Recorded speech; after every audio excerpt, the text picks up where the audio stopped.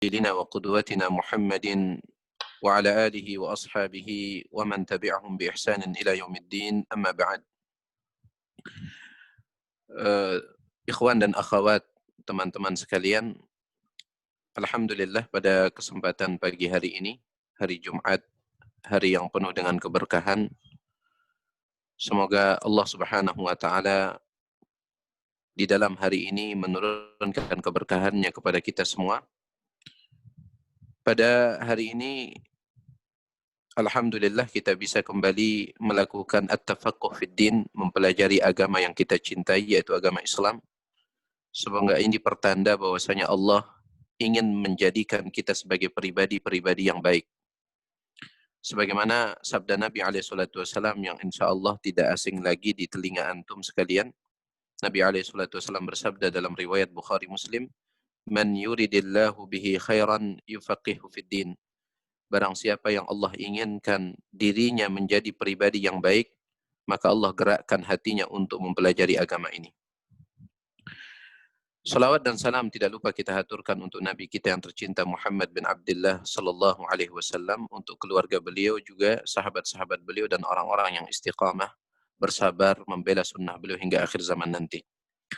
Teman-teman sekalian, sebelum kita melanjutkan pembahasan kitab Al-Kabair, kumpulan dosa-dosa besar yang ditulis oleh Al-Imam Syamsuddin Al-Zahabi, seorang ulama terkemuka dalam mazhab Syafi'i. Terlebih dahulu kami ingin mengingatkan bahwasanya di musim seperti sekarang ini, yaitu musim pandemi COVID-19, maka sangat penting bagi kita untuk mengikuti protokol atau aturan-aturan yang ditetapkan oleh pemerintah kita. Dan Nabi SAW dahulu, beliau pernah ditanya oleh istri beliau Aisyah radhiyallahu taala anha dalam sebuah hadis yang diriwayatkan oleh Imam Bukhari. Kata Aisyah radhiyallahu taala anha, "Sa'altu an-nabiy sallallahu alaihi wasallam 'anit ta'un." Aku bertanya kepada Nabi alaihi salatu wasallam tentang ta'un. Ta'un itu adalah sebuah wabah yang ketika ia terjadi itu menelan banyak korban. Sehingga banyak para ulama kita saat ini mengatakan COVID-19 ini masuk dalam kategori ta'un. Ya. Di COVID-19 ini masuk dalam kategori ta'un. Nah, Nabi SAW pernah ditanya oleh Aisyah tentang wabah ta'un. فَأَخْبَرَنِي أَنَّهُ عَذَابٌ يَبْعَثُهُ اللَّهُ إِلَى مَنْ يَشَاءُ. Maka Nabi SAW mengabarkan kepada saya, kata Aisyah, bahwasanya ta'un itu adalah hukuman atau teguran yang Allah turunkan kepada hamba yang Allah kehendaki. Wa anna Allah ja'alahu rahmatan lil mu'minin. Tetapi di saat yang sama, wabah ta'un itu adalah rahmat yang Allah turunkan kepada orang-orang yang beriman. Ya, menunjukkan kasih sayang Allah Subhanahu wa taala. Pertanyaannya, kenapa kok bisa dikatakan itu kasih sayang Allah padahal itu kan wabah? Maka jawabannya kata para ulama, karena orang yang beriman ketika mendapatkan musibah, maka musibah itu akan menggugurkan dosanya. Sampai disebutkan dalam hadis riwayat Imam Ahmad, Tirmidzi, Nasa'i, Ibnu Majah dan yang lainnya dengan sanad yang sahih. Nabi alaihi salatu wasallam bersabda, "La yazalul bala'u bil mu'min wal mu'minati fi nafsihi wa malihi wa waladihi hatta yalqa Allah wa laysa alaihi khati'ah." Apabila musibah terus-menerus menimpa seorang mukmin, baik dia laki-laki ataupun wanita, entah menimpa dirinya sendiri, atau menimpa anaknya, atau menimpa hartanya, terus-menerus musibah menimpa dia, maka nanti pada hari kiamat dia akan berjumpa dengan Allah dalam kondisi bersih, tidak membawa dosa sedikit pun. Jadi ta'un itu, kata Nabi SAW, dia adalah hukuman bagi orang-orang yang Allah kehendaki dari kalangan orang-orang yang ingkar, dusta, durhaka kepada Allah. Tetapi di saat yang sama, ta'un itu adalah merupakan rahmat kasih sayang Allah yang Allah berikan kepada orang yang beriman. Kemudian poin yang penting adalah lanjutan dari hadis ini. Nabi SAW menyebutkan, wa idza waqa'a at-ta'unu fi baladin fayamkuthu al-'abdu fi baladihi sabiran muhtasiban. Apabila terjadi wabah ta'un, ya, sekali lagi saya katakan, sebagian ulama menyebutkan COVID-19 ini sama dengan ta'un. Ketika terjadi ta'un di sebuah tempat, lalu seorang hamba menyikapinya dengan cara berdiam diri, ya, seperti yang diterapkan oleh pemerintah kita, yaitu atur jarak, ya, jaga jarak, kemudian juga kalau bisa eh, kurangi keluar kecuali dalam kondisi yang sangat mendesak. Kata Nabi SAW, ketika terjadi ta'un, kemudian seseorang itu dia menetap di tempat tinggalnya, sabiran, dan dia bersabar, muhtasiban, sambil mengharapkan pahala dari musibah ta'un yang Allah turunkan, illa kutiba lahu ajru syahidin, kecuali dia akan diberikan pahala seperti pahala orang yang mati syahid. Ya subhanallah, ya. Ya, antum teman-teman yang berdiam diri di rumah atau kalaupun keluar ke tempat kerja tetapi tetap menjaga protokol, insya Allah antum mendapatkan pahala seperti orang yang mendapatkan mati syahid di medan tempur. Ya subhanallah. Ini merupakan kabar gembira yang luar biasa dari Nabi alaihi salatu wasallam. Dan ini yang pertama. Kemudian yang kedua, saya ingin ingatkan, sesulit apapun kondisi hidup seseorang yang beriman, maka tetap akan selalu ada celah bagi dia untuk bersyukur. Ya, sesulit apapun. Jangan sampai hanya gara-gara musibah COVID-19 ini menjadikan kita berburuk sangka kepada Allah Subhanahu wa taala. Ada saja celah kita untuk bersyukur, ya, kepada Allah Subhanahu wa taala. Allah betul turunkan musibah ini, akan tapi masih banyak nikmat Allah yang lain yang telah Allah berikan kepada kita. Oleh karena itu, Al-Imam Ibnu Qayyim Al-Jauziyah di dalam kitab beliau Uddatus Sabirin wa Zakhiratus Syakirin, beliau menyebutkan sebuah kisah, ya, tentang seorang laki-laki yang datang kepada seorang ulama yang bernama Ubaid bin Amr. Ya, Ubaid bin Amr. Kemudian dia datang kepada seorang yang bernama Yunus bin Ubaid. Yunus bin Ubaid. Lalu laki-laki tersebut dia datang untuk curhat. Ya. Dia curhat tentang kondisi ekonominya yang sulit. Ya. Dia curhat tentang kemiskinan yang Allah timpakan kepadanya. Maka mendengar itu, ulama yang mulia ini yaitu Yunus bin Ubaid, dia mengatakan, apakah Anda mau menukar kedua mata Anda itu dengan uang sebanyak 100.000 dinar? Uang dinar itu adalah uang emas. 1 dinar itu 4,25 gram emas. Ya, 4,25 gram emas itu 1 dinar. Saya tidak tahu berapa jumlahnya kalau 100.000 dinar. Ya, 100 keping uang emas. Apakah engkau mau menukar kedua matamu itu dengan uang 100.000 dinar? Dia mengatakan, lah, tentunya tidak. Lalu beliau berkata, apakah engkau mau menukar kedua tangan yang biasa engkau gunakan memegang dengan uang 100.000 dinar? Dia katakan tidak. Apakah engkau mau menukar kedua kaki yang biasa engkau gunakan berjalan dengan 100.000 dinar? Dia katakan tidak. Setelah itu maka Al-Imam Yunus bin Ubaid mengatakan, subhanallah, arafika mi'ati alaf min ni'amillahi ta'ala wa tashkul hajah. Aku melihat pada dirimu sekian ratus ribu nikmat Allah Subhanahu wa taala, kenapa engkau masih mengeluh? Ya. Aku melihat pada dirimu, kata beliau, ratusan ribu dari nikmat Allah Subhanahu wa taala, tapi anehnya kenapa engkau masih mengeluh? Ya, maksud saya adalah hendaklah kita pandai untuk melihat celah-celah, ya, di dalam musibah yang Allah timpakan, untuk kita selalu bersyukur kepada Allah Subhanahu wa taala. Kemudian Allah Subhanahu wa taala juga menyebutkan dalam sebuah hadis qudsi, ana inda dhanni 'abdi bi. Aku itu sesuai dengan persangkaan hambaku kepadaku.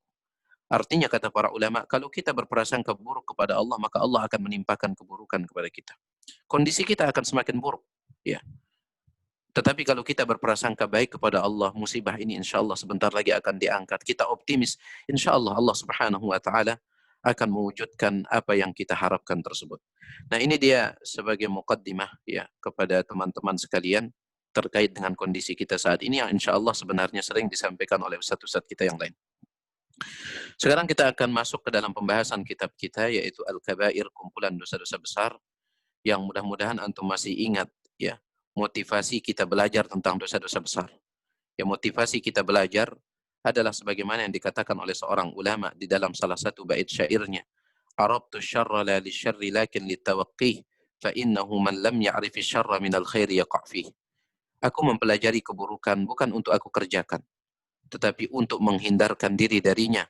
Karena orang yang tidak mengetahui antara kebenaran dengan keburukan, bisa jadi dia akan jatuh ke dalam keburukan sedangkan ia tidak menyadarinya. Ya, oleh karena itu, ini motivasi terbesar kita belajar tentang al-kabair, dosa-dosa besar, supaya kita bisa menghindarkan diri darinya. Kita akan masuk ke dalam pembahasan dosa besar yang ketiga, Nah, adapun seingat saya, yang pertama dan yang kedua telah kita bicarakan dahulu ketika kajian offline langsung di Rumah Sakit Namira. Al-kabiratu tsalitsatu as-sihru. Ya, dosa besar yang ketiga adalah sihir. Ini merupakan ya dosa besar yang telah diwanti-wanti oleh Nabi alaihi salatu wasallam di dalam sebuah hadis yang diriwayatkan oleh Al-Imam Al-Bukhari dan Muslim dalam kitab sahih mereka. Nabi alaihi salatu wasallam bersabda, "Ijtanibus sab'al mubiqat." Hindarilah oleh kalian 7 dosa yang membinasakan. Maka Nabi alaihi salatu wasallam menyebutkan di antaranya wasihru, yaitu sihir. Ya, 7 dosa yang membinasakan yaitu sihir. Kenapa? Karena dikatakan oleh Al-Imam Az-Zahabi di sini, "Li'anna as-sahira la budda an yakfur." Karena seorang penyihir itu dia berpotensi besar untuk keluar dari Islam. Ya, subhanallah. Seorang penyihir dia itu berpotensi besar untuk keluar dari Islam. Meskipun tentunya ya, sihir itu secara umum dibagi oleh para ulama menjadi 2. Ya. Yang pertama, ada sihir yang disebut dengan sihir al-mukaffir, yaitu sihir yang menyebabkan pelakunya itu kafir. Kemudian yang kedua, ada sihir yang tidak menyebabkan pelakunya kafir. Dan yang dibahas oleh Al-Imam Az-Zahabi di sini adalah sihir yang pertama, yaitu sihir yang menyebabkan pelakunya itu, tukang sihirnya itu kafir. Sihir yang seperti ini adalah sihir yang menggunakan bantuan syaitan, bantuan jin. Ya. Kenapa dikatakan sihir jenis ini bisa menyebabkan pelakunya keluar dari Islam?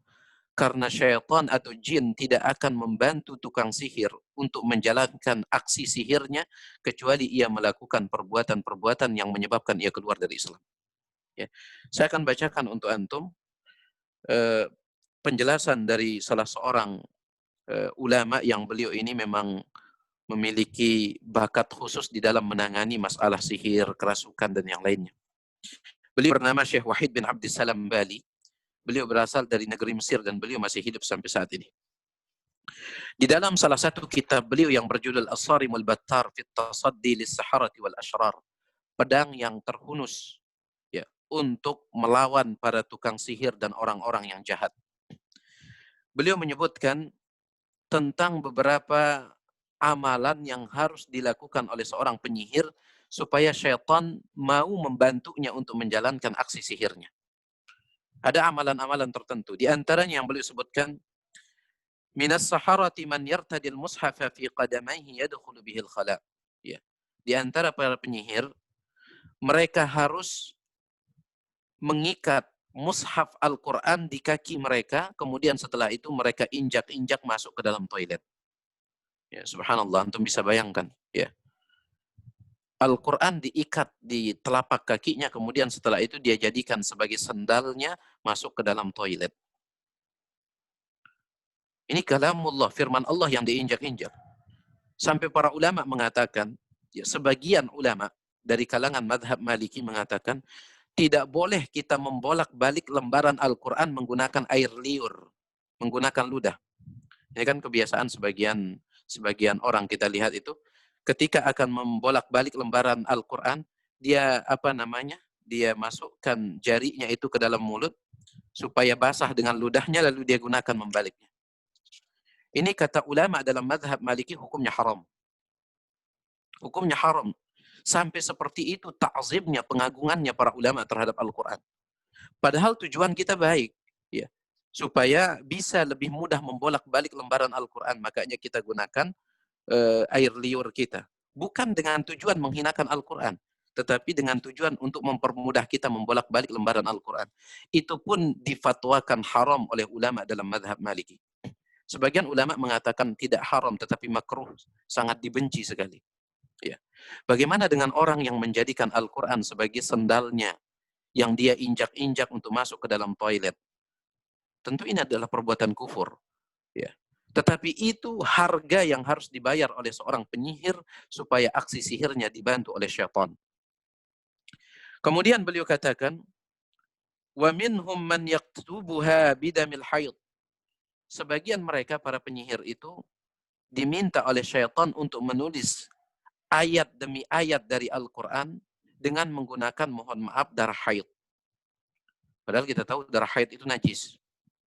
Dan itu yang digunakan untuk menulis ayat-ayat Al-Quran. Supaya aksinya itu dibantu oleh syaitan. Kemudian dikatakan, وَمِنْهُمْ مَنْ يُصَلِّ دُونَ وُضُوء. Di antara para penyihir itu diperintahkan oleh syaitan, kalau engkau sholat, sholatlah tanpa berwudu. Ya. Bahkan, وَمِنْهُمْ مَنْ يَظَلُّ جُنُبًا. Ada di antara para penyihir itu, ya, dia tidak pernah mandi junub sama sekali. Kalau dia tidak pernah mandi junub, bagaimana sholatnya bisa sah? Ya. Bagaimana ibadahnya yang lain bisa sah? Dan banyak sekali amalan-amalan yang lain yang harus dilakukan oleh seorang penyihir sebagai harga untuk membayar aksi sihirnya supaya dia dibantu oleh syaitan. Taib, sehingga tidak mengherankan apabila banyak para ulama mengatakan sihir jenis yang pertama ini pelakunya bisa kafir, keluar dari Islam. Adapun sihir jenis yang kedua, ikhwani, teman-teman sekalian, adalah sihir yang menggunakan obat-obatan, ya, ramu-ramuan, yang digambarkan oleh Syekh Muhammad bin Shalih Al-Utsaimin. Ada orang yang dia ahli meramu obat-obatan, misalkan daun ini dia petik, kemudian daun itu dia petik lalu dicampur jadi satu, setelah itu dia bakar. Asapnya itu ternyata mempengaruhi akal orang. Ya. Itu juga disebut oleh para ulama dengan nama sihir, akan tetapi derajatnya di bawah sihir yang pertama tadi. Ya, di mana pelakunya tidak sampai keluar dari Islam. Baik. Jadi ini dia dua jenis sihir. Dan yang dibicarakan sekali lagi oleh Al-Imam Al-Zahabi dalam kitab beliau Kumpulan Dosa-Dosa Besar, ya, dosa besar yang ketiga adalah sihir, yaitu sihir jenis yang pertama yang bisa menyebabkan pelakunya keluar dari Islam. Dan di antara bentuk sihir jenis yang pertama ini yang bisa menyebabkan pelakunya keluar dari Islam, ya, yang masih beredar di sebagian kaum muslimin, mereka melakukannya tanpa menyadari bahayanya, yang dikenal oleh para ulama dengan istilah as-sarfu wal-atfu. Ya, ini dua jenis sihir yang kalau dilakukan bisa menyebabkan seseorang itu keluar dari Islam. Baik, yang pertama namanya as-sarfu. As-sarfu itu adalah sihir yang digunakan oleh seseorang untuk menjadikan seorang suami benci kepada istrinya atau sebaliknya istri benci kepada suaminya. Jadi sihir itu digunakan untuk merusak hubungan rumah tangga orang. Namanya sihir as-sarfu. Ya. Sihir as-sarfu. Ini jenis sihir yang digunakan oleh seseorang untuk merusak hubungan rumah tangga orang lain. Menjadikan seorang suami tiba-tiba benci kepada istrinya atau seorang istri benci kepada suaminya tanpa alasan yang jelas. Ya. Saya ketika pergi ke ke salah satu tempat di Malaysia, ya, di Johor pas itu, ada salah seorang wanita ikut pengajian saya. Kemudian wanita ini dia bercerita, ya. Dia mengatakan bahwasanya sudah lebih dari 10 tahun dia membenci suaminya tanpa alasan yang jelas. Dan dia mengatakan, ketika suami saya pulang ke rumah, saya ingin melemparnya dengan segala benda yang ada di dekat saya. Ya, ada piring saya ingin lempar, ada gelas saya ingin lempar, ada pisau saya ingin lempar, saking bencinya saya. Tapi ketika suami saya keluar dari rumah, saya menangis sejadi-jadinya karena kasihan kepada dia. Ya, inilah yang disebut dengan sihir sorof. Ya. Ini yang disebut dengan sihir sorof. Menjadikan seorang itu tiba-tiba benci kepada pasangannya tanpa alasan yang ia ketahui. Bahkan dia sendiri tidak tahu kenapa kok saya seperti ini.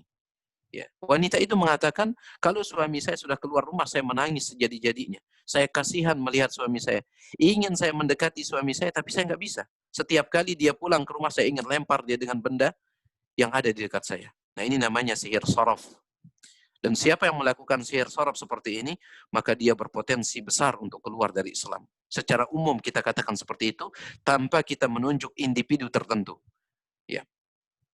Kemudian sihir yang kedua, yang masih berlaku, atau yang masih dilakukan oleh sebagian kaum muslimin tanpa mereka sadari bahayanya, adalah sihir yang disebut dengan al-ataf. Ya, sihir ataf namanya. Apa itu sihir ataf? Kalau sihir ataf ini adalah lawan dari sihir sorof. Kalau sihir sorof untuk merusak hubungan rumah tangga orang, menjadikan seseorang benci kepada orang tertentu, Ya. Adapun sihir atop ini adalah sihir yang digunakan untuk menjadikan seseorang cinta kepada ya seseorang yang lain. Ya, yang kita kenal dengan istilah pelet. Itulah sihir atof. Yang kita kenal dengan istilah pelet. Ini masih banyak ya orang melakukannya. Sampai dahulu tersebar sebuah slogan yang mengatakan cinta ditolak dukun, dukun bertindak katanya. Subhanallah. Ya, ini sihir pelet ya. Dan ini sihir seperti ini dimasukkan oleh para ulama di dalam kitab-kitab yang berbicara tentang ahkamur riddah, hukum-hukum yang menyebabkan orang murtad. Di antaranya sihir pelet kata mereka. Ya. Namun ingin saya tekankan di sini kita sedang berbicara tentang hukum perbuatan. Bukan berbicara tentang hukum individu orang.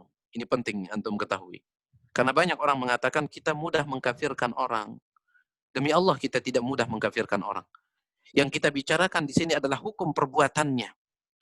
Tetapi kalau seandainya antum menemukan ada orang berbuat seperti itu, ya ada orang berbuat kekufuran, maka jangan antum langsung tunjuk hidungnya sambil mengatakan engkau telah kafir. Tidak. Bisa jadi dia memiliki sebab-sebab yang menyebabkan dia jatuh dalam perbuatan tersebut. Bisa jadi dia tidak tahu hukumnya. Ya, dan orang yang tidak tahu hukumnya, meskipun dia melakukan kekufuran, maka dia tidak bisa divonis kafir. Taib, itu dia teman-teman sekalian tentang beberapa contoh dari sihir yang bisa menyebabkan orang itu keluar dari Islam. Ya. Taib. Yang paling penting yang ingin kita bicarakan di sini adalah tentang bagaimana cara membentengi diri dari sihir sebelum ia terjadi, atau bagaimana cara mengangkat sihir itu setelah ia terjadi. Kenapa? Karena dahulu Nabi Muhammad alaihi salatu wasallam dalam riwayat Imam Bukhari dalam kitab sahihnya dari sahabat bahkan dari istri beliau Aisyah radhiyallahu taala anha, Nabi alaihi salatu wasallam pun pernah terkena sihir. Ya. Itulah dia sababun nuzul, sebab turunnya firman Allah Subhanahu wa taala, "Qul a'udzu birabbil falaq" dan "Qul a'udzu birabbin nas." Kalau antum buka kitab-kitab tafsir Al-Qur'an, ya, dan antum membaca tafsir dari surah Al-Falaq, "Qul a'udzu birabbil falaq" dan surah An-Nas, "Qul a'udzu birabbin nas", pasti antum temukan penjelasan para ulama bahwa dua surah itu turun gara-gara Nabi alaihi salatu wasallam terkena sihir. Maka turunlah malaikat Jibril dan malaikat Mikail untuk meruqyah Nabi Muhammad SAW dengan dua surah itu. Ya. Dahulu Nabi SAW pernah terkena sihir. Disihir oleh seorang Yahudi yang bernama Labid ibn al-A'sam. Dia menyihir Nabi SAW dengan menggunakan ya, rambut Nabi SAW yang rontok, yang tersangkut di sisir Nabi SAW. Jadi Nabi sisir rambut, kemudian ada beberapa helai rambut Nabi SAW yang menyangkut ya di sisir itu. Dan itu yang dicuri oleh orang Yahudi ini, Labid ibn al-A'sam, dan dia gunakan sebagai buhul, sebagai media atau sarana untuk menyihir Nabi SAW. Kata Aisyah radhiyallahu taala anha, ketika Nabi terkena sihir, fayukhayyalu ilaihi annahu kana yaf'alu syai'an wa ma fa'ala bihi. Nabi SAW itu pikiran beliau sempat kacau. Ya, sampai beliau berpikir beliau telah melakukan sesuatu padahal beliau belum melakukannya. Ya. Hingga akhirnya Allah turunkan malaikat Jibril dan malaikat Mikail meruqyah Nabi SAW dengan dua surah tadi. Ya. Sebagian orang mengatakan kok Nabi SAW bisa terkena sihir. Ya. Kata para ulama, ada dua hikmah mengapa Allah Subhanahu wa taala mentakdirkan Nabi sallallahu alaihi wasallam bisa terkena sihir. Hikmah yang pertama, Allah ingin menampakkan kepada kita bahwasanya sihir itu sangat berbahaya. Ya. Sihir itu sangat berbahaya. Kalau seandainya seorang nabi saja bisa kena sihir, maka apalagi kita. Ya. Oleh karena itu seorang dia wajib untuk membentengi dirinya. Itu hikmah yang pertama. Kemudian hikmah yang kedua, untuk menunjukkan kepada kita bahwasanya Nabi Muhammad SAW, semulia apapun beliau, beliau tetaplah manusia. Ya. Yang tidak boleh kita berikan kepada beliau hak di antara hak-hak Allah Subhanahu wa taala. Nah, setelah kita tahu bahwasanya Nabi SAW saja pernah terkena sihir, apalagi kita, maka sekarang kita ingin membicarakan tentang beberapa hal yang bisa digunakan oleh seorang hamba, baik laki-laki maupun wanita, untuk membentengi dirinya dari sihir sebelum dia terkena sihir, atau untuk mengangkat sihir itu setelah sihir itu terjadi. Adapun ya, untuk membentengi diri dari sihir sebelum sihir itu terjadi, dan semoga kita dilindungi oleh Allah dari sihir ini, secara umum kita katakan adalah seseorang itu dia mendekatkan dirinya kepada Allah Subhanahu wa taala dengan segala macam bentuk ibadah yang Allah perintahkan. Kata para ulama, semakin erat hubungan seorang hamba dengan Allah Subhanahu wa taala, maka semakin kuat ya filter atau pelindung yang akan melindunginya dari segala bahaya. Ini yang pertama. Ya, dekatkan diri Anda kepada Allah Subhanahu wa taala dengan segala macam bentuk ibadah yang Allah Subhanahu wa taala ajarkan melalui lisan Rasulnya.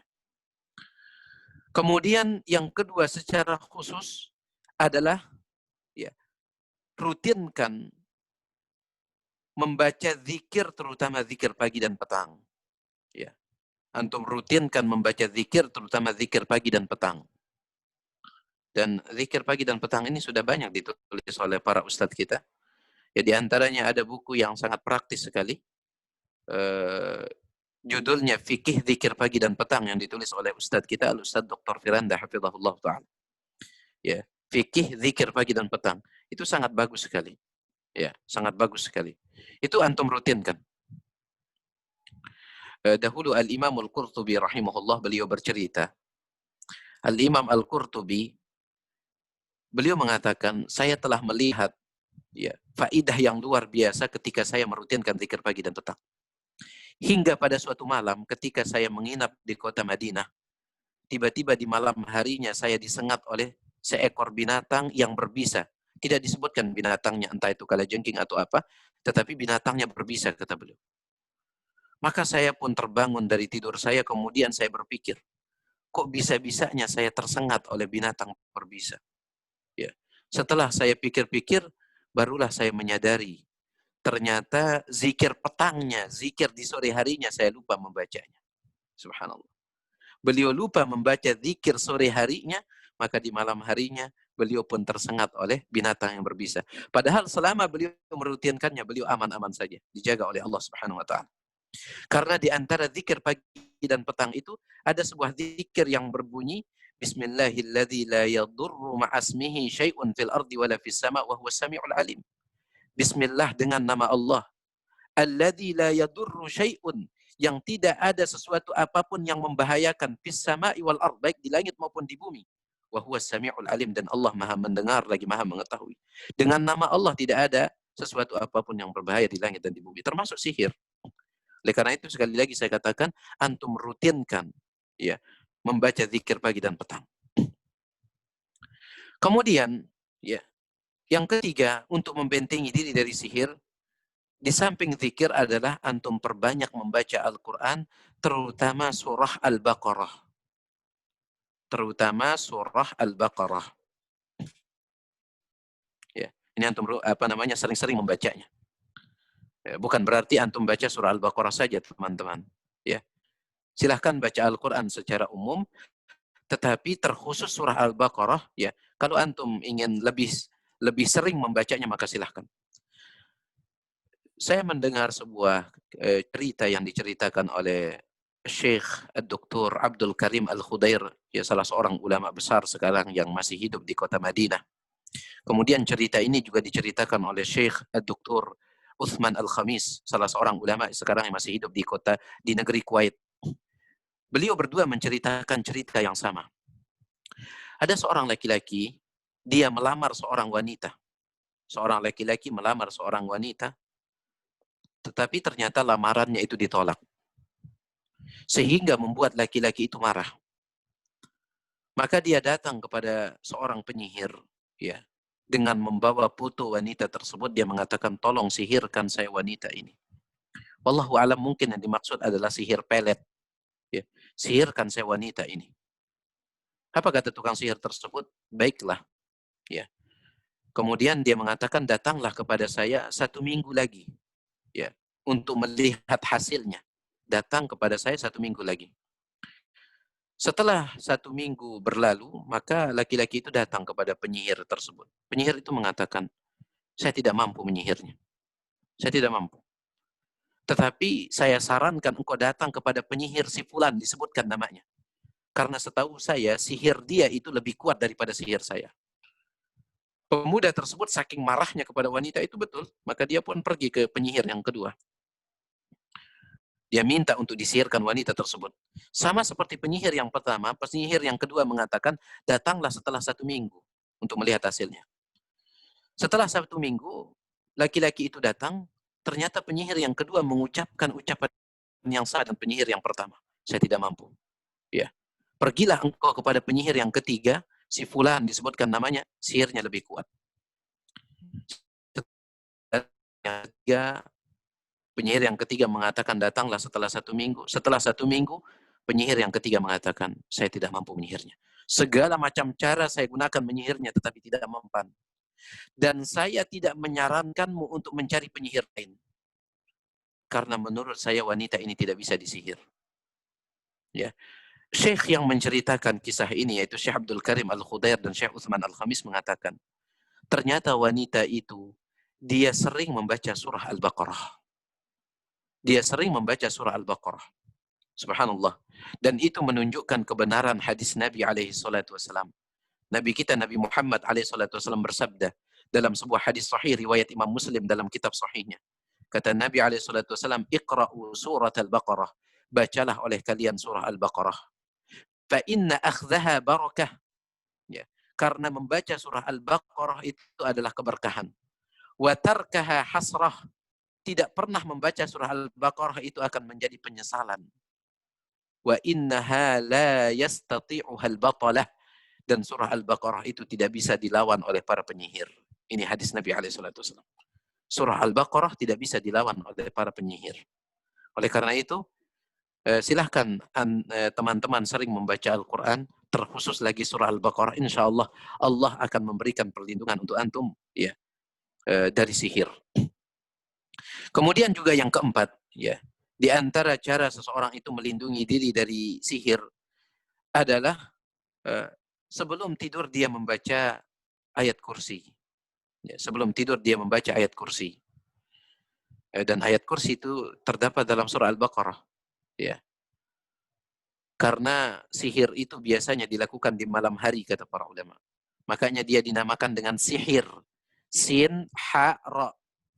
Ya, sihir itu diambil dari bahasa Arab sin, ha, ra. Sin, ha, ra itu diambil dari kata sahrun atau saharun. Apa itu sahar? Sahar itu adalah waktu sahur, yaitu waktu malam hari. Ya, sehingga sihir itu lebih mempan kalau dilakukan di malam hari. Taib. Maka seseorang itu sebelum tidur dia baca ayat kursi. Ya, dalam hadis yang sahih Nabi SAW mengatakan, "Man qara'a ayatal kursi qabla an yanam la yazalu alaihi hafidhun minallahi hatta yusbih." Siapa yang membaca ayat kursi sebelum tidur, maka senantiasa Allah mengirim malaikat pelindung untuknya sampai tiba waktu pagi. Sehingga insya Allah dia tidak akan terkena sihir. Kemudian yang terakhir untuk bisa melindungi seseorang itu dari sihir adalah seseorang kalau bisa dia rutinkan setiap pagi memakan 7 butir, ya 7 biji dari kurma ajwa. Ya, kurma itu kan banyak jenisnya. Ada kurma ajwa, ada juga kurma sukari. Kalau bisa setiap pagi itu teman-teman rutin mengkonsumsi 7 butir dari kurma ajwa. Dalam sebuah hadis yang diriwayatkan oleh Al-Imam Al-Bukhari dan Al-Imam Muslim, Nabi SAW bersabda, "Man istabaha kulla yawmin tamaratin ajwatan." Dalam sebagian riwayat 7 tamarat. Barang siapa yang setiap pagi dia mengkonsumsi 7 butir atau 7 biji dari kurma ajwa, lam yadurrahu summun wala sihrun dhalikal yawm ilal lail.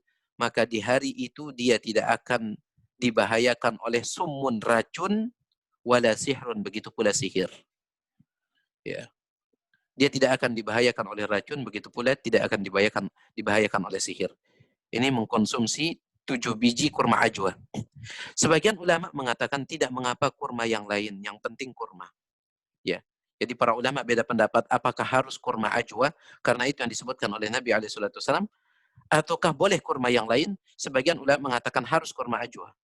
Sebagian ulama mengatakan tidak mengapa kurma yang lain, akan tetapi bagusnya adalah kurma ajwa. Tetapi kalau antum, teman-teman, menggunakan kurma yang lain setiap hari 7 biji, insya Allah itu pun juga bisa memberikan manfaat untuk bisa menjaga seseorang sebagai perlindungan dari sihir. Nah, ini dia hal-hal yang dilakukan sebelum sihir itu terjadi. Ya.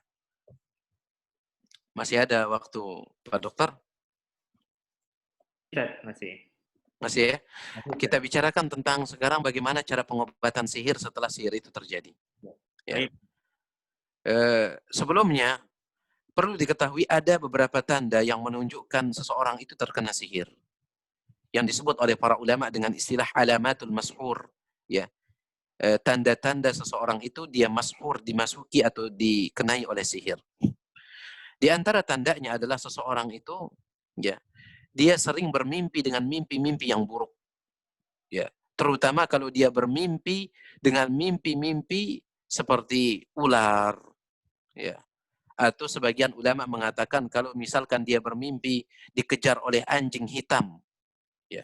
Dikejar oleh anjing hitam, karena Nabi SAW pernah mengatakan al-kalbul aswad syaitan, anjing hitam itu adalah syaitan, kata Nabi SAW.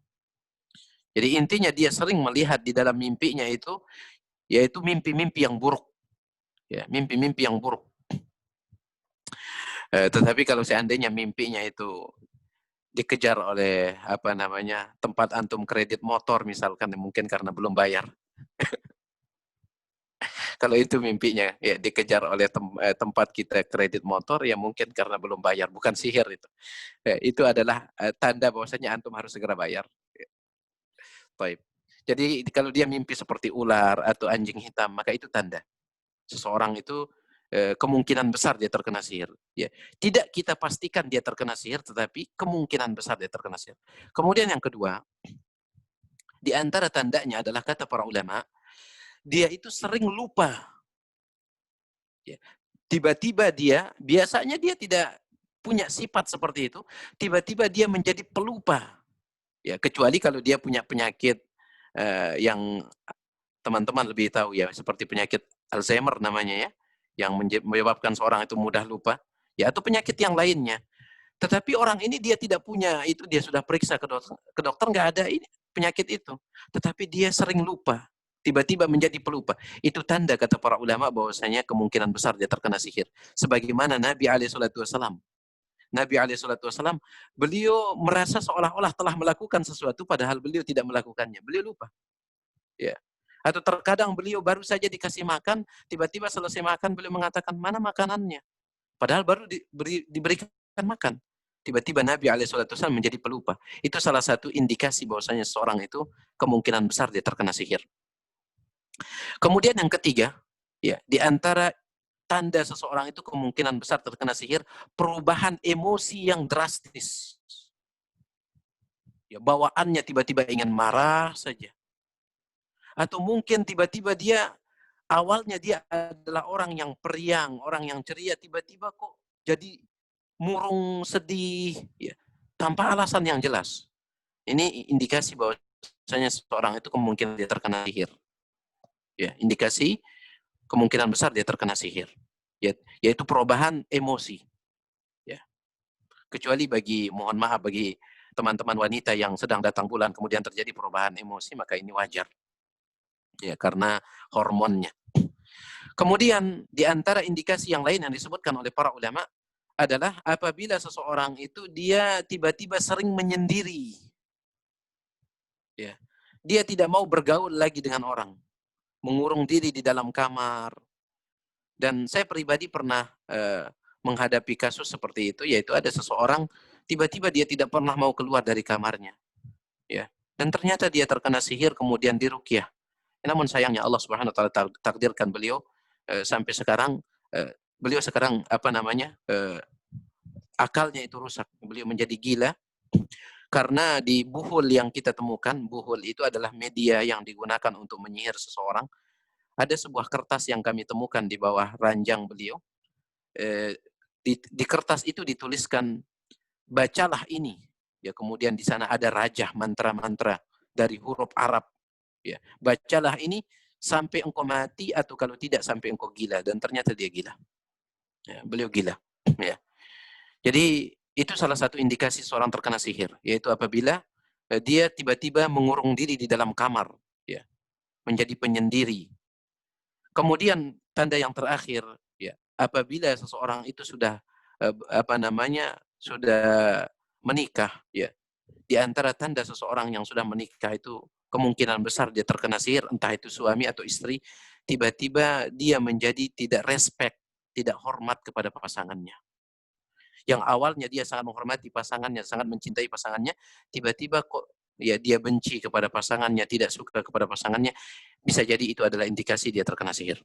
Baik, sekarang apa cara untuk mengobati sihir ketika dia sudah terjadi? Cara yang pertama, ya, adalah seseorang itu dia berusaha untuk mencari buhul yang kita sebut tadi. Ya.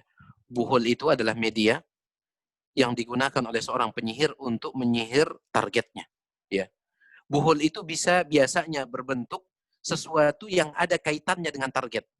Seperti Nabi SAW disihir dengan menggunakan helai rambut beliau yang rontok. Ya. Makanya dahulu orang tua kita, ya, nenek moyang kita, ya, mereka kalau misalnya cukur rambut itu, rambutnya dikumpulkan kemudian terkadang mereka tanam. Bukan karena keyakinan tertentu, karena mereka tidak ingin rambut mereka diambil oleh orang yang punya niat jahat kemudian menjadikannya sebagai buhul untuk menyihir mereka. Itu kebiasaan orang tua kita dahulu, dan itu kebiasaan yang bagus. Kalau bisa, ya, rambut kita itu selesai cukur itu antum kumpulkan. Kecuali kalau seandainya antum cukur di tempat, di salon, ya, mungkin antum akan ditertawakan oleh, ya, petugas salonnya atau pegawai salonnya itu kalau selesai cukur antum kumpulkan sendiri. Insya Allah tidak akan dimanfaatkan untuk nyihir antum. Ya, insya Allah tidak akan. Itu di antara buhul yang sering dipakai, ya. Atau misalkan yang di zaman kita ini, zaman media, yaitu foto. Ya. Sudah banyak kasusnya seseorang itu misalkan dia bergampang-gampangan, ya, terlalu gampangan di dalam men-share atau mengupload fotonya di media sosial, sehingga fotonya itu dijadikan sarana oleh orang untuk menyihirnya. Ya, ada beberapa kejadian eh, terjadi di di wilayah Yaman, ya. Seorang pemuda yang dia sangat tampan, sekarang dia itu seperti kakek tua, tinggal tulang belulangnya.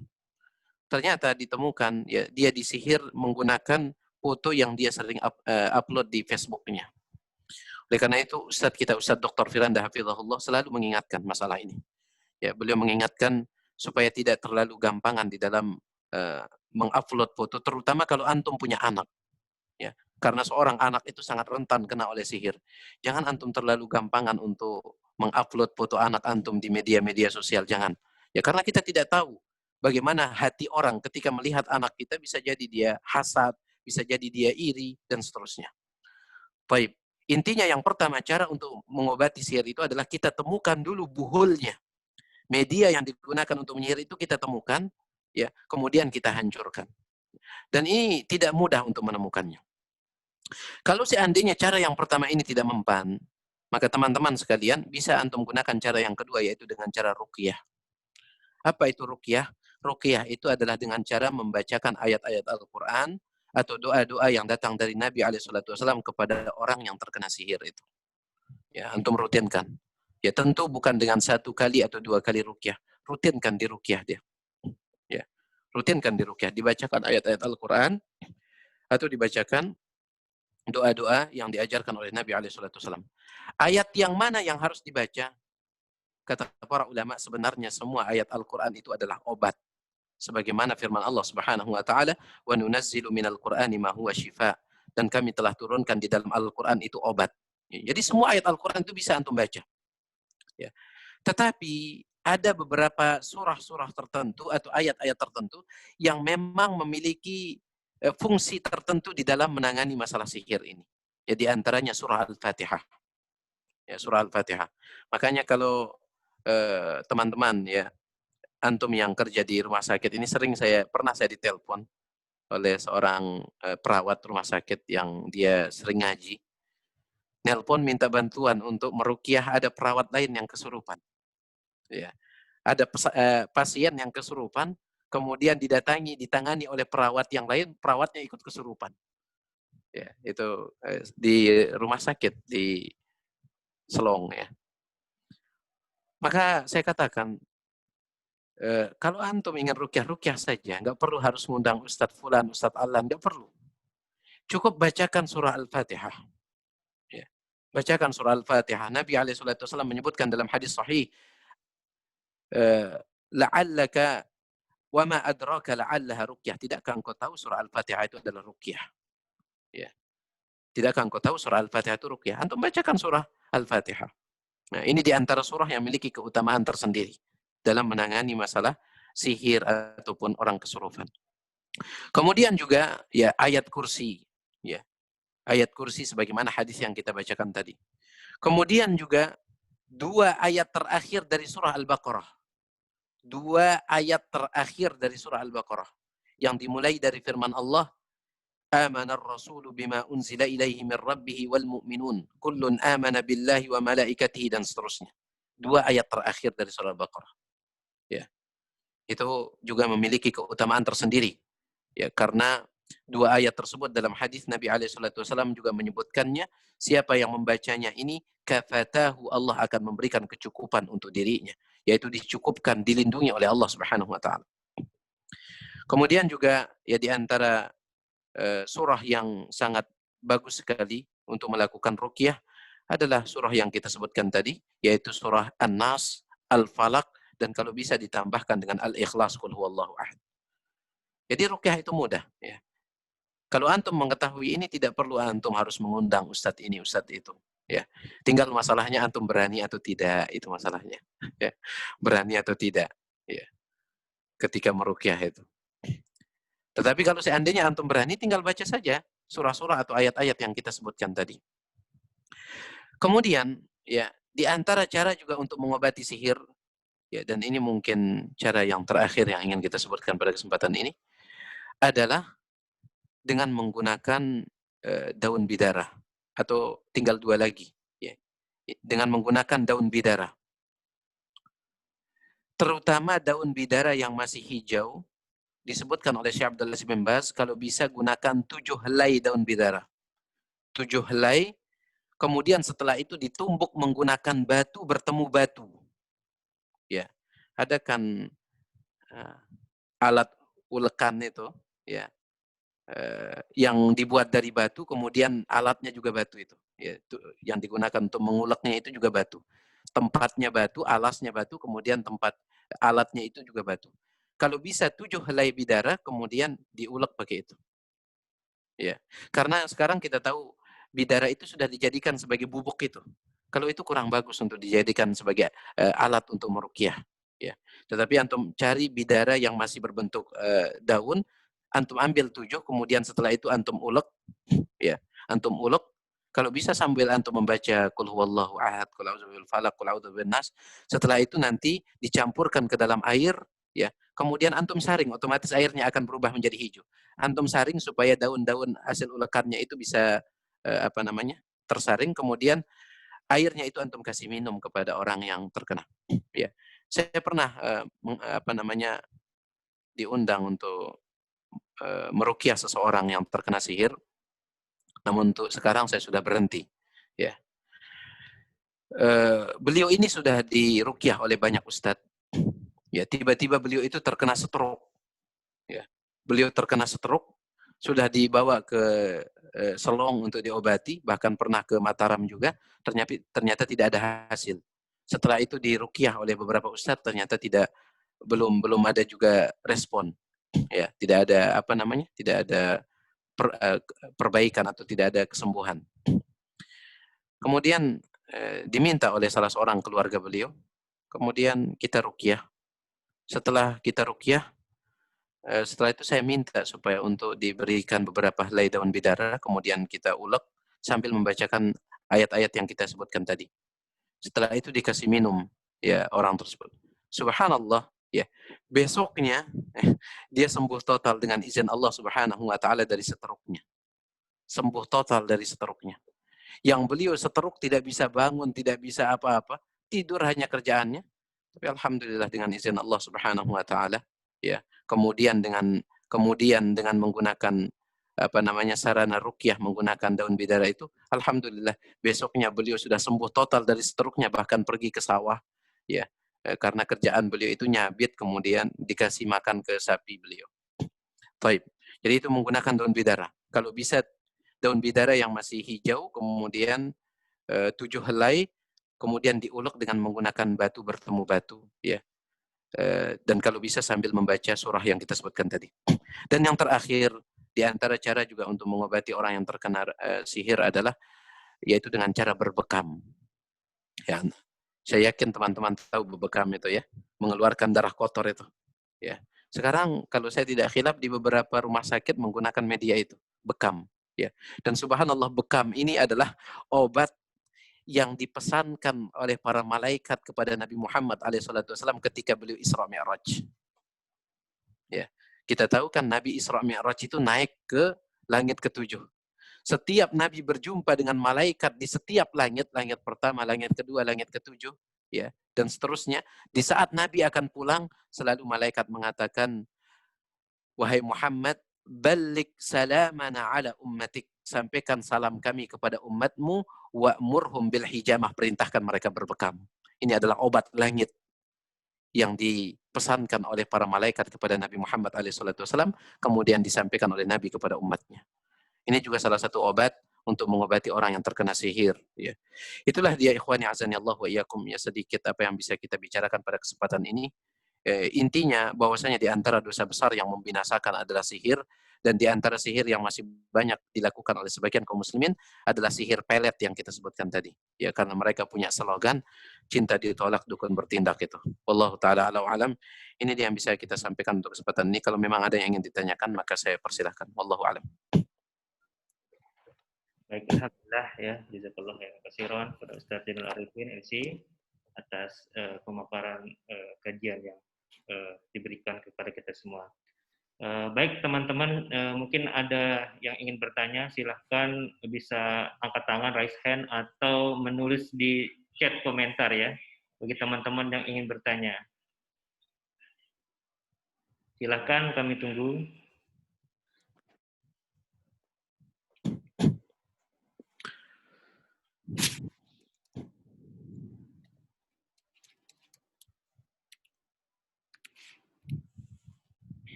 Mungkin sambil menunggu, Ustadz, saya ada pertanyaan, Ustadz. Baik, silakan. Ya. Baik, Assalamualaikum warahmatullahi wabarakatuh. Baik. Ustadz, ini saya ingin bertanya, apakah orang yang terhindar dari dosa besar akan selamat dari fitnah kubur? Yang kedua, golongan manakah yang akan mendapatkan syafaat dari Rasulullah SAW selain orang-orang yang istiqomah menjalankan sunnah-sunnah beliau dan ucapan salawat yang selalu diseringkan, itu, Ustaz. Kemudian, apakah musibah yang ditimpa seseorang sebagai bentuk dosa yang ia lakukan di dunia? Mungkin, Ustaz. Yang pertama, apakah orang yang selamat dari dosa besar, apakah dia selamat dari fitnah kubur? Pertama kita katakan para ulama berbeda pendapat tentang masalah fitnah kubur ini. Apakah ada orang yang bisa selamat ataukah tidak ada? Ya. Jadi fitnah kubur, yang dimaksud dengan fitnah kubur adalah ujian di dalam kubur. Ya. Apa itu ujian di dalam kubur? Pertanyaan malaikat mungkar wa nakir kepada orang yang mati dengan 3 pertanyaan. Siapa Tuhanmu? Apa agamamu? Siapa nabimu? Itu disebut dengan fitnah kubur. Ya. Orang yang bisa menjawabnya maka akan diberikan nikmat kubur, tetapi orang yang tidak bisa menjawabnya maka akan diberikan azab kubur. Ya. Tetapi kalau fitnah kubur itu adalah pertanyaan itu yang disebut fitnah kubur. Baik, apakah ada orang yang bisa selamat dari fitnah kubur? Ada 2 pendapat. Sebagian ulama mengatakan ada orang yang bisa selamat dari fitnah kubur. Sebagian ulama mengatakan tidak ada orang yang bisa selamat dari fitnah kubur. Karena Nabi SAW pernah, ya, melihat jenazah salah seorang bayi kecil, ya, bayi yang masih, ya, yang tentunya yang namanya bayi kecil, ya. Dilihat oleh Nabi SAW, kemudian Nabi mengatakan, wahai Aisyah, seandainya ada orang yang bisa selamat dari jepitan kubur, maka bayi ini akan selamat. Seandainya ada. Maka ini dalil yang dijadikan dalil oleh para ulama, pegangan oleh para ulama mengatakan tidak ada orang yang selamat dari fitnah kubur. Antum harus bedakan antara fitnah kubur dengan azab kubur ya. Fitnah kubur itu adalah pertanyaan malaikat mungkar wa nakir. Siapa Tuhanmu? Siapa nabimu? Apa agamamu? Itu disebut fitnah kubur. Ya. Sedangkan azab kubur adalah siksaan kubur bagi orang yang tidak bisa menjawab pertanyaan tadi. Nah, kalau azab kubur, apakah ada orang yang bisa selamat? Ada. Siapa yang bisa menjawab pertanyaan tadi, dialah yang selamat. Ya. Tapi kalau fitnah kubur, menurut pendapat yang terkuat, tidak ada yang selamat dari fitnah kubur. Nah, baik. Hatta orang yang tidak melakukan dosa besar pun, dia tidak akan selamat dari fitnah kubur. Ini pendapat yang dipegang oleh banyak para ulama, diantaranya Fadilatul Syekh Al-Allamah Saleh bin Abdullah Al-Fauzan hafizahullah taala, seorang ulama kibar, ulama senior yang masih hidup saat ini di Saudi Arabia. Itu yang pertama. Kemudian yang kedua ya adalah tentang apakah musibah yang menimpa itu di dunia itu disebabkan karena dosa. Kita katakan secara umum ada dua hal yang harus kita pahami. Ya. Apakah musibah itu dia murni musibah ataukah justru itu adalah hukuman dari Allah Subhanahu wa taala? Kapankah seseorang itu dia mengetahui apa yang menimpanya itu dari hal yang tidak dia sukai? Apakah itu semata-mata musibah ujian dari Allah ataukah itu adalah teguran atau hukuman dari Allah Subhanahu wa taala? Kata para ulama, apabila dia sudah berada di atas ketaatan, dia sudah menjaga ketaatannya kepada Allah, larangan Allah dia tinggalkan, ternyata dia tetap mendapatkan cobaan, dia tetap mendapatkan musibah, itu adalah ujian, murni ujian dari Allah untuk menguji keimanannya. Ya, itu murni ujian dari Allah untuk menguji keimanannya. Tetapi kalau seandainya dia melakukan dosa, melakukan ini, kemudian dia ditimpakan sesuatu yang tidak dia sukai, maka itu adalah teguran dari Allah untuk menghapus dosanya tadi. Ya.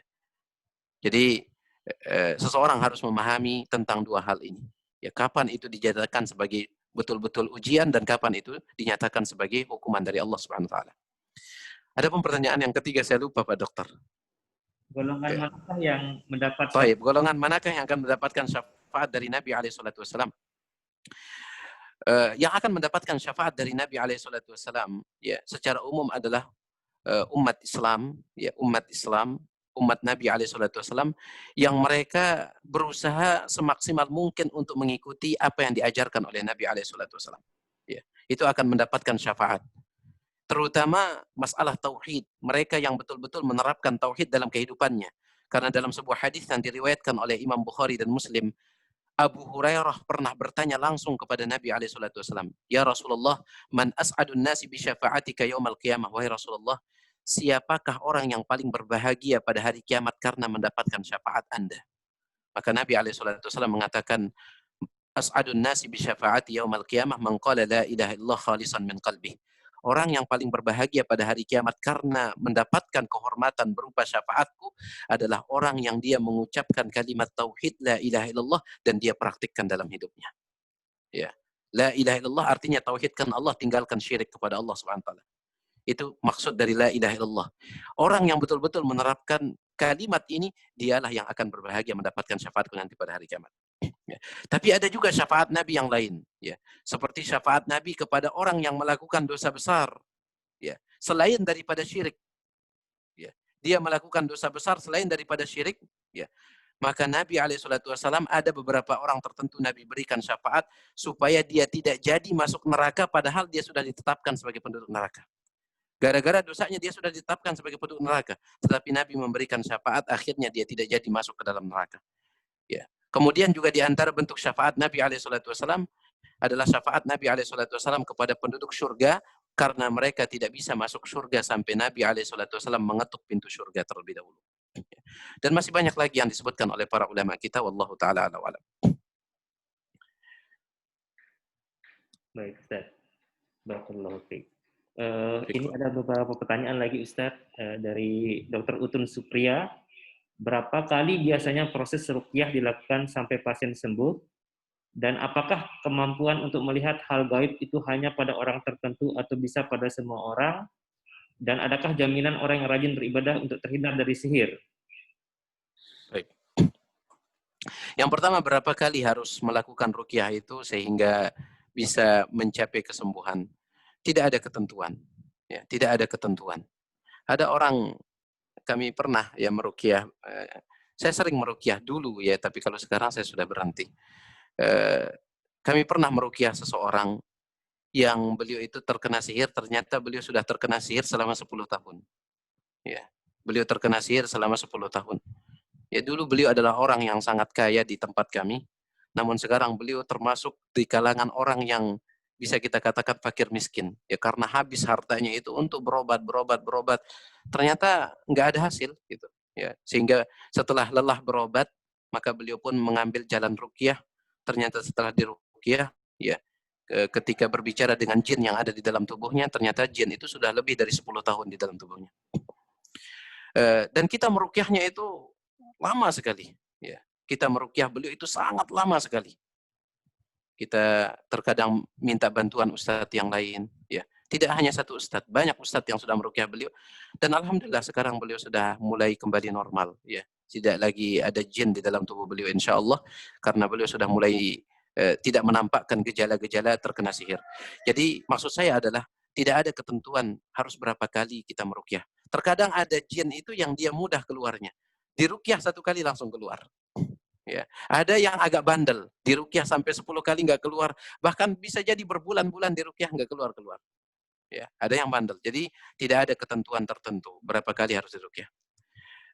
Kemudian pertanyaan yang kedua, tentang orang yang bisa melihat makhluk halus atau jin, apakah itu hanya dimiliki oleh orang-orang tertentu saja? Saya katakan, ya saya mohon maaf, saya katakan bahwasanya orang yang bisa mengaku bisa melihat jin, itu pertanda ada jin di dalam tubuh orang itu. Dia harus diruqyah. Ya, karena sebagian kita meyakini bahwasanya itu orang spesial, orang istimewa yang kita kenal dengan istilah indigo. Ya, kata para ulama, jin itu adalah makhluk gaib yang tidak bisa terlihat. Kalau ada orang yang bisa melihatnya, berarti itu saudaranya. Ya, itu pertanda bahwasanya orang yang melihat itu ada jin di dalam tubuhnya, maka dia pun harus diruqyah. Ya. Jadi bukan orang tertentu, bukan. Ya. Yang bisa melihat jin itu adalah orang yang dimasuki oleh jin sendiri. Itu yang bisa melihat jin. Sehingga tidak benar persangkaan sebagian orang, ini anak indigo, ini anak spesial. Tidak. Segera ruqyah anak Anda kalau dia mengaku bisa melihat jin. Segera ruqyah dia. Karena ada jin di dalam tubuhnya. Dijelaskan oleh para ulama kita. Ya, karena jin itu makhluk halus yang Allah Subhanahu wa taala sebutkan di dalam Al-Qur'an surah Al-A'raf. Ya. Allah Subhanahu wa taala berfirman, "Yarawnakum min haitsu la tarawnahum." Mereka bisa melihat kalian dari sisi di mana kalian tidak bisa melihat mereka. Jin itu tidak bisa kita lihat. Sehingga kalau ada orang yang bisa melihatnya, itu pertanda ada jin di dalam tubuh orang tersebut. Ya. Kemudian yang ketiga, Pak Dokter, Adakah jaminan orang yang rajin beribadah untuk terhindar dari sihir, Ustaz? adakah jaminan orang yang rajin beribadah untuk terhindar dari sihir? Kita berharap seperti itu. Ya, kita berharap seperti itu. Kenapa? Karena sebagaimana kaidah yang disebutkan oleh para ulama, semakin dekat seseorang dengan Allah, maka semakin Allah Subhanahu wa taala menjaganya. Sebagaimana sabda Nabi alaihi salatu wasallam dalam riwayat Imam Tirmidzi dengan sanad yang sahih dari sahabat yang mulia Abdullah bin Abbas, "Ihfazillaha yahfazka." Jagalah Allah, niscaya Allah akan menjagamu. Al-Imam An-Nawawi, seorang ulama besar dalam mazhab Syafi'i, beliau mengatakan maksud menjaga Allah adalah menjaga syariat Allah. Menjaga perintah Allah dengan cara dijalankan, menjaga larangan Allah dengan cara ditinggalkan. Apabila kita jaga seperti itu, maka Allah akan menjaga kita dari segala macam bentuk bahaya. Wallahu ta'ala a'lam wa a'lam. Baik. Alhamdulillah. Kemudian Ustaz ada pertanyaan dua lagi nih Pak Ustaz. Dari Rohma Ahmad, saya mau bertanya, saya punya keponakan yang dulu sampai sekarang kadang-kadang tiba-tiba tidur tapi setengah sadar. Dalam beberapa jam dan pas bangun dia bercerita kalau dia diajak dalam mimpinya jalan-jalan oleh almarhumah kakeknya. Pernah dibawa ke rumah sakit tapi tidak ada sakit dan semuanya baik. Apakah ini termasuk dalam kategori bahwa dia termasuk terkena sihir? Terima kasih sebelumnya. Kita tidak bisa memastikan sebagaimana yang saya sebutkan tadi. Indikasi-indikasi yang kita sebutkan seperti orang sering bermimpi buruk, ya, seperti mimpi dikejar oleh binatang buas dan yang lainnya. itu sekedar kemungkinan besar dia terkena sihir. Oleh karena itu yang saya bisa katakan adalah kepada Anda yang bertanya, sebaiknya coba diusahakan untuk coba antum ruqyah ya. Anda ruqyah keponakan Anda itu. Dan cara meruqyah seperti yang kita sebutkan tadi mudah ya, dengan cara dibacakan surah Al-Fatihah. Insyaallah kita semua hafal surah Al-Fatihah. Kemudian Qul huwallahu ahad, Qul a'udzu birabbil falaq, Qul a'udzu bin nas, itu dibacakan. Kalau seandainya antum tidak ingin membacakan langsung, maka bisa dengan media lain yang telah dijelaskan oleh para ulama, yaitu antum ambil segelas air, ya, antum ambil segelas air, kemudian setelah itu antum bacakan surah-surah yang kita sebutkan tadi. Bacakan Al-Fatihah, ayat kursi, 2 ayat terakhir dari surah Al-Baqarah, kemudian Qul huwallahu ahad, Qul a'udzu bil falaq, Qul a'udzu bin nas. Antum baca itu, kemudian antum tiupkan di air tersebut lalu dikasih minum. Dan ini yang sering juga kami lakukan ya, terutama kalau meruqyah anak kecil yang kerasukan. Ya, karena yang namanya anak kecil itu agak kita harus lebih halus di dalam meruqyahnya. Dulu salah satu keponakan saya ketika masih berusia mungkin 2 tahun pas itu, ya. Dia pernah kerasukan, ya. Dia pernah kerasukan 2 tahun atau 3 tahun. Pernah kerasukan, subhanallah. Ketika dia kerasukan seorang anak umurnya 3 tahunan, ya, dipegang oleh 3 orang dewasa. Ya, ibu saya, kemudian bibi saya yang pegang itu. Masih mampu dia melepaskan diri dari pegangan 3 orang dewasa itu. Kekuatan yang luar biasa. Ya. Maka saya sering merukyahnya dengan cara memberikan air yang sudah kita bacakan dengan ayat-ayat Al-Quran yang saya sebutkan tadi. Alhamdulillah dengan izin Allah Subhanahu wa taala dia sembuh ya. Dengan izin Allah dia sembuh ya. Jadi saya sarankan kepada antum kalau antum tidak mau merukyah langsung ya dengan cara membacakan langsung di dekat telinganya ayat-ayat yang kita sebutkan tadi, maka bisa antum ambil air dengan segelas misalkan atau sebotol air, kemudian antum bacakan surah-surah yang kita sebutkan, lalu antum tiup air tersebut dan diberikan minum kepada anak itu. Wallahu taala a'lam.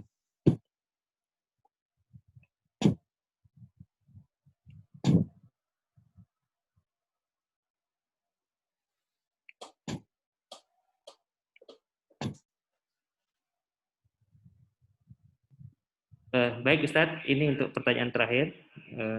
Assalamualaikum, Ustadz, apakah perbedaan antara ruqyah syar'i dan ruqyah batil atau tidak syar'i? Baik, ya, pertanyaan yang sangat menarik. Ya. Apa perbedaan antara ruqyah syar'iyah dengan ruqyah yang tidak syar'iyah? Ya, ruqyah syar'iyah itu artinya ruqyah yang disetujui oleh agama kita. Sedangkan ruqyah yang tidak syar'iyah adalah ruqyah yang dilarang. Ruqyah yang syar'iyah itu ya bisa ditinjau dari 2 sisi. Yang pertama dari sisi isi ruqyahnya. Ya. Ditinjau dari sisi isi ruqyahnya. Maka yang pertama, ruqyah syar'iyah itu adalah ruqyah yang pertama menggunakan ayat Al-Qur'an. Ruqyah yang menggunakan ayat Al-Qur'an itu yang pertama. Ya. Atau menggunakan doa-doa yang diajarkan oleh Nabi SAW. Itu ruqyah syar'iyah. Kemudian yang kedua, ruqyah syar'iyah itu ya, kalau tidak menggunakan ayat Al-Quran atau doa yang diajarkan oleh Nabi SAW, setidaknya menggunakan bahasa Arab atau bahasa yang dipahami oleh orang. Ya, misalkan antum menggunakan bahasa Indonesia, ya Allah sembuhkanlah keponakan saya ini. Ya Allah angkatlah sihir yang ada pada keponakan saya ini. Boleh antum ucapkan seperti itu. Ya, boleh. Kenapa? Karena ini bahasa yang dipahami. Karena ada mantra-mantra meskipun dibuat dengan bahasa Arab atau dibuat dengan bahasa Indonesia tetapi tidak jelas maknanya. Ini syarat yang kedua.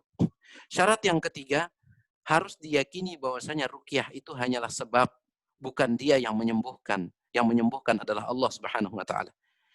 Apabila terpenuhi 3 syarat ini, kata Imam Ibnu Hajar, seorang ulama dalam madhab Syafi'i, dalam kitabnya Fathul Bari, apabila terkumpul 3 syarat ini, yang pertama menggunakan ayat Al-Quran atau doa yang diajarkan oleh Nabi SAW, yang kedua menggunakan bahasa yang dipahami, kemudian yang ketiga adalah menggunakan atau meyakini bahwasanya ruqyah itu hanya sebab dan bukan dia menyembuhkan, maka saat itulah sebuah ruqyah dikatakan ruqyah syar'iyah.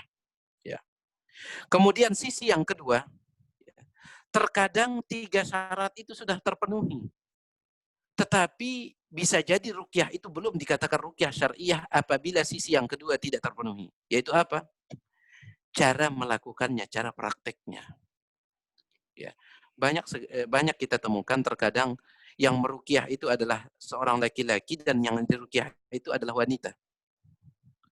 Apabila dia meruqyah dengan ayat Al-Qur'an atau doa Nabi SAW, atau dia menggunakan bahasa yang dipahami, dan dia meyakini ruqyah itu hanya sebab dan bukan menyembuhkan, ya, bukan dia yang menyembuhkan, tetapi ketika praktiknya dia memegang langsung tubuh pasien wanita yang dia ruqyah, itu juga ya menyebabkan ruqyah itu bukan ruqyah syariah. Ya. Kenapa? Karena tidak boleh menyentuh wanita yang bukan mahram meskipun ya dalam kondisi meruqyah. Ya.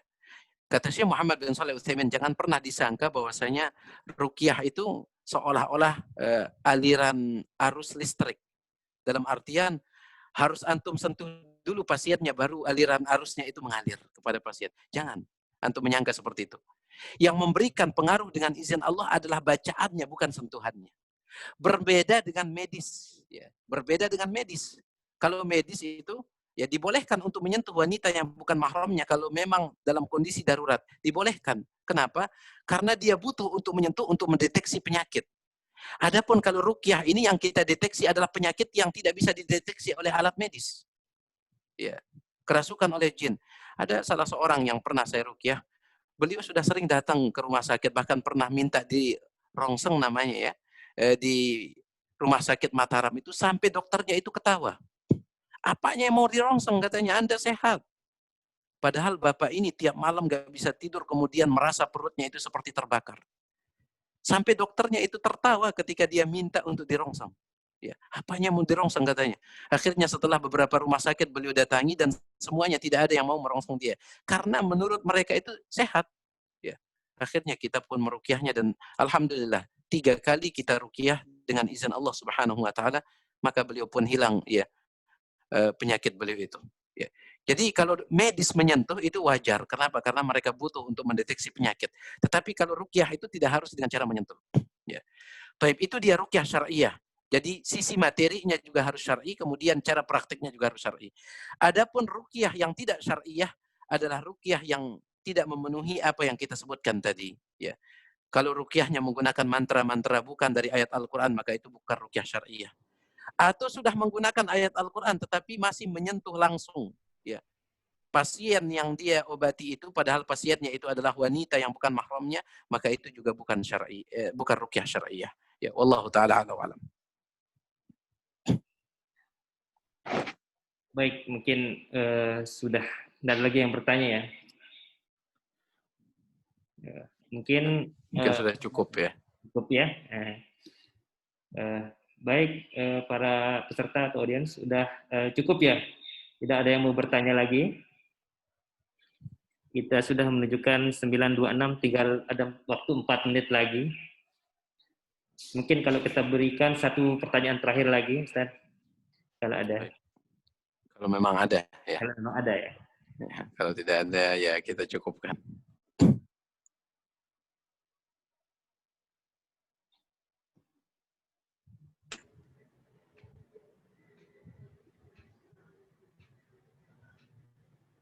Ya, mungkin Baik, sepertinya tidak ada.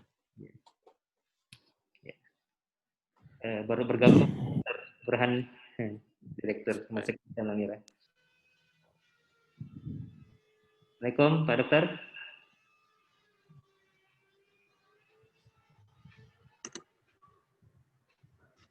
Baik, mungkin kita cukupkan ya. Talibul ilmu pagi hari ini. Semoga kajian yang sama-sama kita dengar. Mungkin Pak Dr. Burhan ada tambahan itu mungkin tadi? Enggak, saya dari tadi kok menyimak, cuma baru. Gitu. Kadang-kadang kalau dinyalakan videonya suaranya jadi agak terganggu. Ya. Terima kasih Ustaz. Sama-sama Pak. Sama-sama Pak Dokter. Pak Heran. Iyakum. Tadi yang disampaikan itu ada dalam standar rumah sakit syariah itu tentang ruqyah syariah. Masya Allah. Alhamdulillah. Melengkapi nanti pemahaman teman-teman di sini. Baik. Alhamdulillah. Silakan. Terima kasih.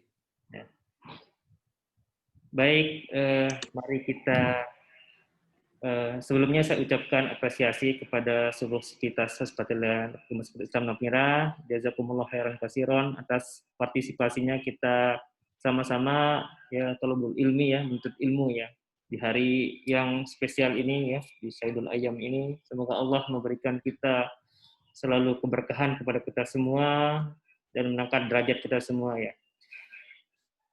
Baik, mari kita tutup acara kajian pagi hari ini dengan sama-sama membaca hamdalah ya, alhamdulillah, alhamdulillahilladzi bi ni'matihi tatimmus sholihat. Kemudian kita tutup dengan sama-sama membaca doa kafaratul majelis. Bismillahirrahmanirrahim. Subhanakallah. Asyhadu an la ilaha illa anta. Astaghfiruka wa atubu ilaik. Assalamualaikum warahmatullahi wabarakatuh. Assalamualaikum warahmatullahi wabarakatuh. Ya, jazakallah khairan katsiran Ustaz. Wa iyyakum. Ya. Baik. Assalamualaikum. Waalaikumsalam warahmatullahi wabarakatuh. Ya.